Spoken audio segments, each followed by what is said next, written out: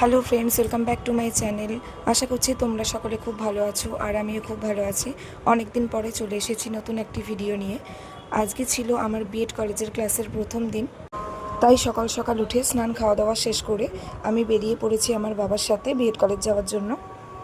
আর রাস্তায় বেরিয়ে কালীবাজারের এই দিকটা দিয়ে গেলেই আমার মনটা ভীষণ ভালো হয়ে যায়।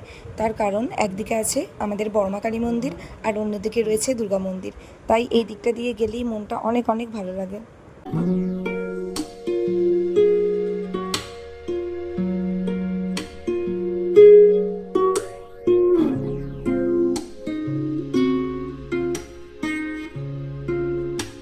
পৌঁছে গেছি বিএড কলেজে, আর এটাই ছিল আমাদের বিএড কলেজের ক্লাসরুম। এখানে আজকে সমস্ত ডিপার্টমেন্ট একটা রুমেই বসানো হয়েছিল, আর এখানে এসে আমার চেনাশোনা 2-3 জনের সাথে দেখা হয়ে গিয়েছিল। আমি যেখানে বসেছিলাম তার পাশেই ছিল একটা বড় জানলা, আর সেখান থেকে খুব সুন্দর হাওয়া দিচ্ছিল। আর জানলা দিয়ে বাইরে চোখ রাখতেই দেখতে পেলাম গাছের মধ্যে ইয়াব বড় একটা সাপ। কী সাপ জানি না, তবে হালকা ফনা তুলছিল আর গায়ের রঙটা কালো। আর তারপরেই আমাদের ক্লাসরুমে চলে এসেছিল আমাদের বিএড কলেজের সমস্ত টিচিং আর নন টিচিং স্টাফেরা। যেহেতু এটা আমাদের বিএড কলেজের প্রথম ক্লাস ছিল, তাই আমাদের সাথে পরিচয় করার জন্য ইন্ট্রোডাকশন পিরিয়ড চলেছিল কিছুক্ষণ।